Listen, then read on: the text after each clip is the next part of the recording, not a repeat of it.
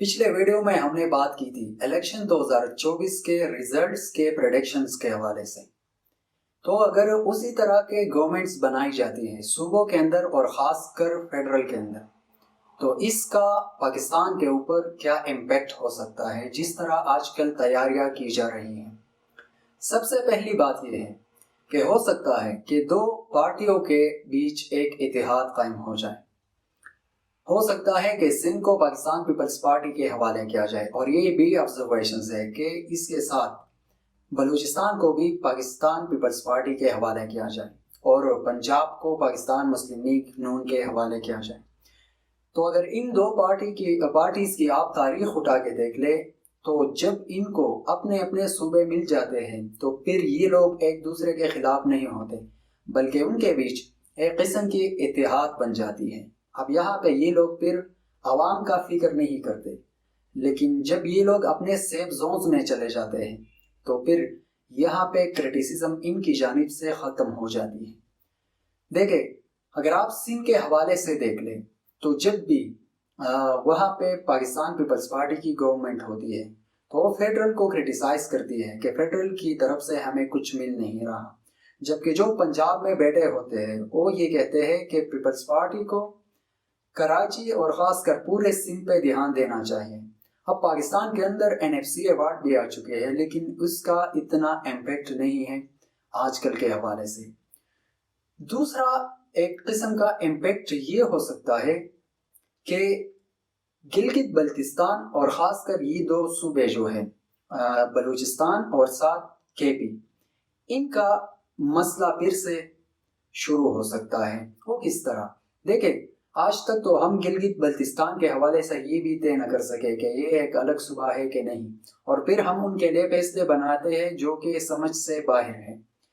अब अगर आप वहाँ की सूरत हाल को उठा के देख ले तो वहाँ पे हर रोज़ नए नए प्रोटेस्ट किए जा रहे हैं, लेकिन हमारी मीडिया ये जहमत नहीं करती कि वहाँ जो सूरत हाल बना हुआ है वो आप तक पहुँचाए मीडिया स्क्रीन्स के थ्रू। बलूचिस्तान को अगर आप उठा के देख ले तो वहाँ पे हमेशा एक किस्म की कोalition गवर्नमेंट बनती है। एक इलेक्शन में एक किस्म की गवर्नमेंट और दूसरे इलेक्शन में दूसरे किस्म की गवर्नमेंट बन जाती है। अब इसको एज अ राइट का यूज करते हैं फेडरल गवर्नमेंट के लिए, और वहाँ पे स्पेसिफिक गवर्नमेंट नहीं बनती क्योंकि ये स्पेसिफिक गवर्नमेंट बाज लोगों के इंटरेस्ट को पूरा नहीं करती, चाहे वो बलूचिस्तान के अंदर हो या हमारे फेडरल के अंदर हो।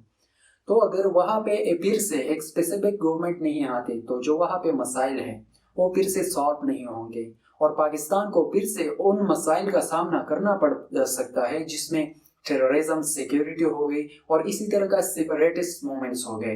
तो फिर इन चीज़ों को विदाउट स्पेसिफिक गवर्नमेंट टैकल करना बड़ा मुश्किल हो सकता है अगले गवर्नमेंट के लिए। और अगर बलूचिस्तान के अवाम को आप उठा के देख ले तो वहाँ पे लोग जो है वो बहुत ज़्यादा काबिल है, वो कोई भेड़ बकरियों की तरह नहीं। तो जब तक उनको आईन के मुताबिक उनके हकूक़ नहीं मिलेंगे, उनके लोगों को सुना नहीं जाएगा, तो वहाँ जो मसले हैं एक कोalition गवर्नमेंट के थ्रू हम इसको सॉल्व नहीं कर सकते। सेकेंडली, अगर हम KP को उठा के देख ले तो KP में अगर कोalition गवर्नमेंट बनती है और किसी को 10 सीट किसी को 20 सीट मिल गए तो यहाँ पे दो चीज़ें बड़ी मुतासिर हो सकती है।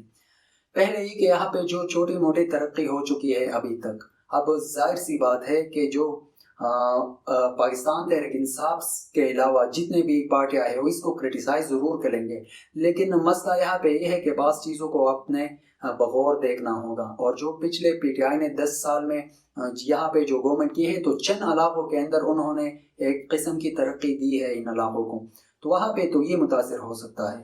लेकिन इम्पोर्टेंट बात यहाँ पे एक और है, और वो ये है कि यहाँ पे इसका अमन फिर से मुतासिर हो सकता है। लास्ट डिकेड के अंदर KP ने बहुत से जाने कुर्बान किए टेररिज्म के हवाले से और इसी तरह बहुत से सिक्योरिटी में। तो पाकिस्तान के जो सिक्योरिटी और टेररिज्म के मसाइल है इससे ये सुबह काफ़ी हद तक इम्पेक्ट हुआ है।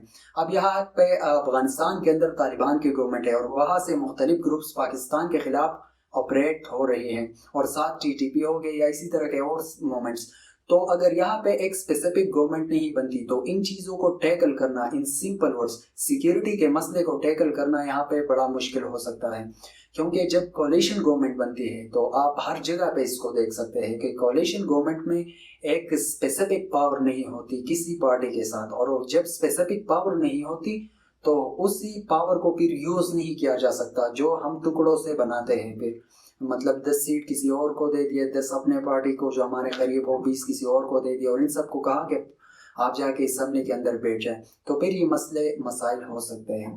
تو کولیشن گورنمنٹ اگر آپ اٹھا کے دیکھ لیں تو اس پوری دنیا کے اندر اس کا اتنا کوئی فائدہ نہیں ہوتا.